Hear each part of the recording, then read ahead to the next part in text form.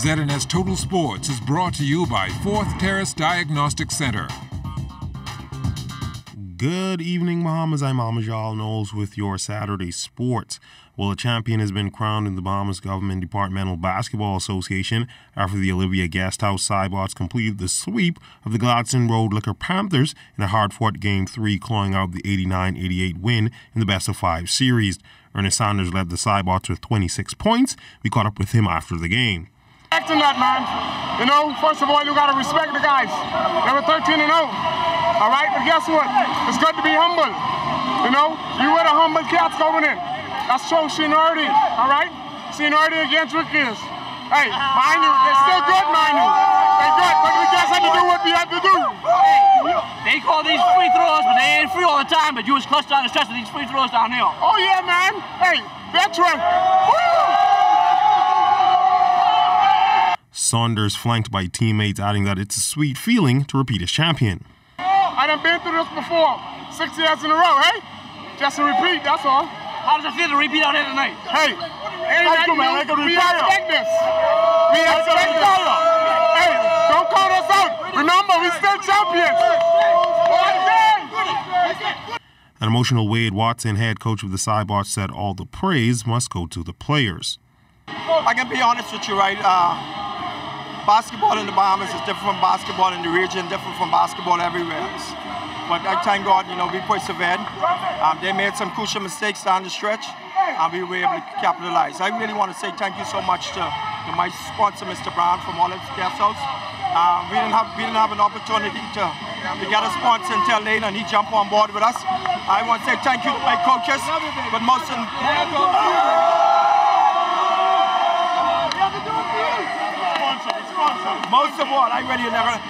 of all, man, I want to say thank you to my players, man. Thank you to my players. These guys, they stuck with it. They were getting older now, and they stuck with it, and we were able to pull it through. Now on the losing side, head coach of the Panthers, Kevin McPhee, says despite what was said earlier in the week, this loss is not on the referees. The referees called fine. They called a good game. We just have to play. Let the referee call and we play, and we'll be okay. Some little calls down the stretch, but we can't worry about that. We're still in the game. Looking at the glass half full, McPhee saying despite the loss, the team will build on the fact that they went undefeated in the regular season. I'm proud of my team. It's our first year. We went 13-1, we were independent, and we make it a championship. I'm proud of my team. What is the game plan now as you come back next year, you think? Well, we know what we're up against. So we got to build on what we have now to defeat them again.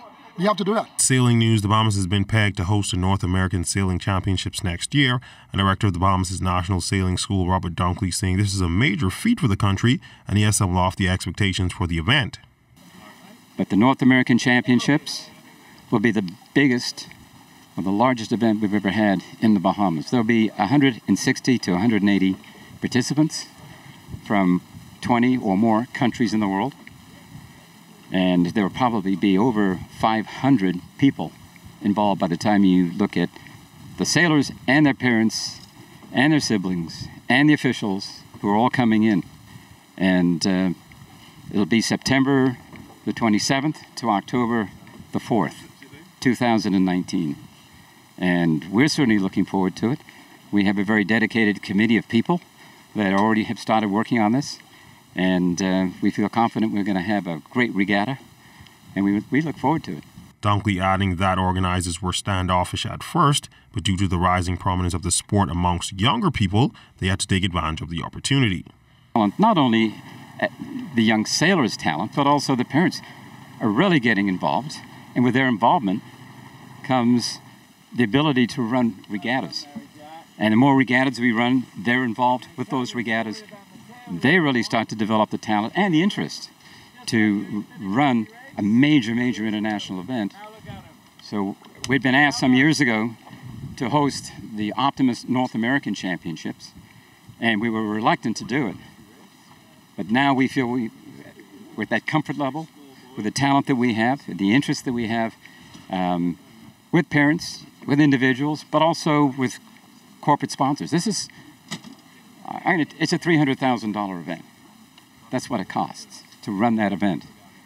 And a big chunk of that, the majority of that, needs to come from sponsors. Now, soccer getting the calendar started for the New Providence Public Primary School Association, while the league's president, Margaret Major Albury, giving our news team the rundown on what other sports are coming up. We started with soccer, then we switched our calendar because we used to do basketball and then volleyball and then track. But now we had to switch because with the stadium, we couldn't get it like that. So we switched where we bring the baseball and softball in November, and we take which in April we used to have our track field meet. We switched that for March now, which is take it out of the GLAD area. And when we have that, they said the children be studying for GLAD, they don't want the children out, and so it was a problem. So now we have it in March. It wouldn't affect the GLAD. The children can come out and participate without any backlash. So our calendar goes soccer, now softball, baseball. In January we have basketball. February we'll have volleyball. March is track and field. And we usually do cricket, but for the past 2 years we didn't get the cricket in because of timing. And the afternoon session of Day 4 of the IJF's World Judo Junior Championships wrapping up earlier today.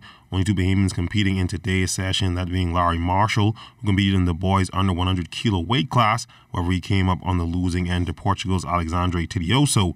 And the other competitor was Sasha Ingram, who competed in the girls plus 78 kilos division. She lost to Hungary's Mercedes Getsviri. Team Bahamas has still yet to pick up a victory during the tournament. Now, the final day is tomorrow, where the country is expected to compete in team matchups. However, we understand that the Bahamas is not expected to compete in that portion of the competition, thus marking the end of the Bahamas' participation in this year's championships. And that's been a look at sports. A quick check on weather is up next.